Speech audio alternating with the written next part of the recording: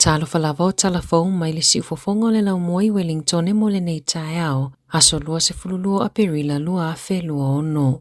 E lua vaenga na filifili i ai sui fai pule le national e filifili ai i le fonotanga le pātina fai ai le asona nafi, le asatau au fia i le vaenga fa upu fai, e filifili sui fai pule, po o lato fa atotua ina pele a veo tuisi nave mauli mo to otua Christopher Luxon, ma o lato taitai, na to atele na awai lato te mananao, e fa awau pele taitai ngā Luxon, i se whelo inga matustala na ta uai e Luxon. O le tele o fa matalanga le sao atusitala, le isi mafua anga o le tau le toi fa atua ina o lana taitai na fa ailoa se sui o le national i le letio New Zealand a o le i amatalia le fono. E whaapea, e tatau e whaipule ia e o ave tala se seile au whaasalalau o na tā ofi pe o ese malevaenga whaupu whai. E awhi ai ma se tasio suisi nia i a Stuart Smith, ele i awai Smith i le fono. Aina wha o anela na pālota i le ofiso le palemia e whaailoa atua ai ua le awai i le fono o na o lana appointment.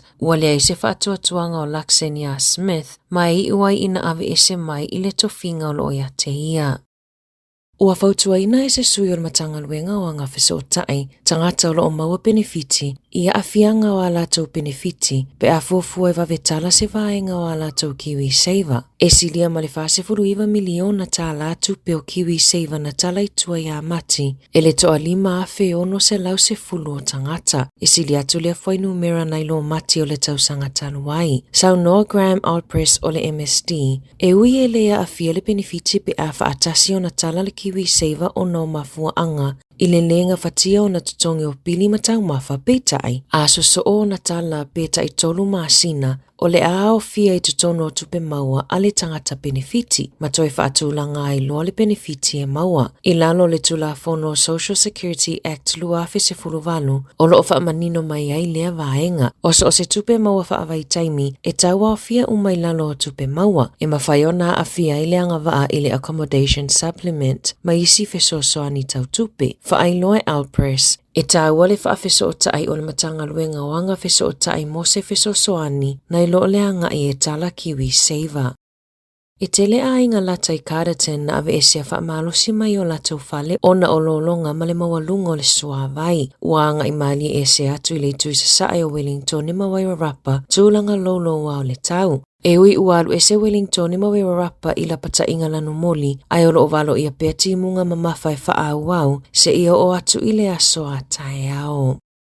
O le toatelo tangata o latou whaonga ina wati pupoto e whaitau ai a latou si tepu i le aso, ma maitau ai le telo le afu ua alu pe ako le leni pe sa vavali fo i peitai, ua maua e suenga, e le sa au ai pea wati pupoto, e whaitau miliona tangata i le lanolangi o lo latou whaonga ina lea teknolosi i aso taitasi, e mawhai e wati popoto na ave pe whala i titi fua o si tepu na savalia i le tangata i le aso. E se furupa sene e mawhai ai ona whala i titi i le smartwatch si tepu, pe ova fo i le whaatelenga i le lua se furupa sene mai i le fua sao. E telefo ina le sao le fua o le taimi moe, pe ona whaonga ina i nisi wati popoto e fua i le umi o le taimi na moe ai. E uile le sao ato o ia whaamaumaunga, ai olo o mawhai peo na whaonga wati popoto i aso taitasi peitai, e le te tau na whaalongo ia i aso uma, e tau le whaalongo lava i whaalongona i le tino, ai awale muli tai ma whaalongo i le wati, ona ele o maua uma whaamaumaunga sao. O le malolosi o tāwhenga malolonga i le maunga i remutaka, na lolovai ai le tele o awala ma motusi ai le awala, e feso o tai ai wai rarapa ma Wellingtone, na whaasila i le ofisa whela awa inga le tāpuni ai o le State Highway lua, mo le lua se fulufai tu la ona o le whaaleanga ina o le alalau papa, i le whai unga o le awala i Featherston. Ua whaailoa atunga lunga o le awhai pisinisi o na o poloka i o sapalai o oka i le tapunia o le awala. Na tapunia fo i le tele o a onga i wairarapa ma Wellingtone i le aso ana nafi bei o na lipotia.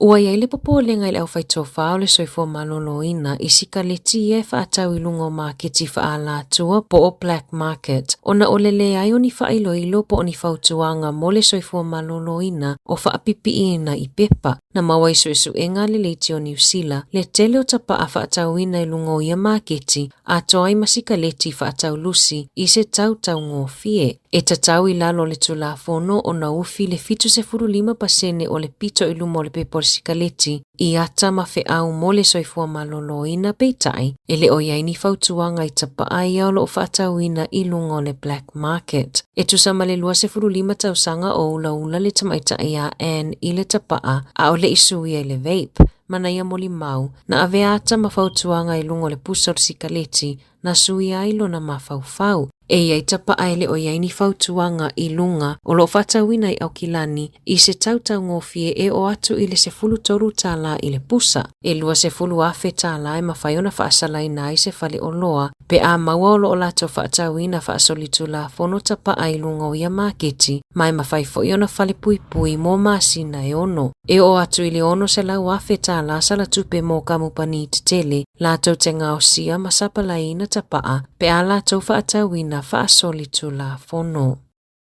Ua fuafua le New Zealand whaatuina se a onga inisinia waalele I Kerry I Northland pe ona saunoa le whaipule o Northland I a Grant McCallum. O loo whaia whaatala noa ngā le kamupani waalele maa onga whaapea iwi pe whetau I le whaatuina o se a onga. Saunoa McCallum e ono whaatuina le a onga lata I le malai waalele I le Bay of Islands. O le vai aso talua ina whaasilasila I le malo le tuina atu o le tolus fulfate sima le 5 miliona Tala e sui mai ai le tūlanga o le North Tech Mairaumanga I le whangare Knowledge Education ma le Arts Hub. O le tausanga taluaina tapunia I le whale tele moa o ongai paihia I Northland I le mai ai o le se fulu tausanga o tatala moa o onga.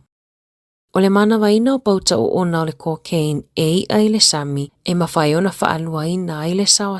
a au. Whaailoa isu enga le university au se talia o I o le Sāmani na mana waina pe tau mawhaina pauta o ona o le cocaine I le sami na whaase fulu iwa le sawa na a auai I le vaiaso. Ma a awa I le mamao e se fulu lua te sima le 3 kilomita. E mawhaiona o atu I le sami pauta o ona pe a whaata whea tangata I vai mala paipa mōsua a vai leanga.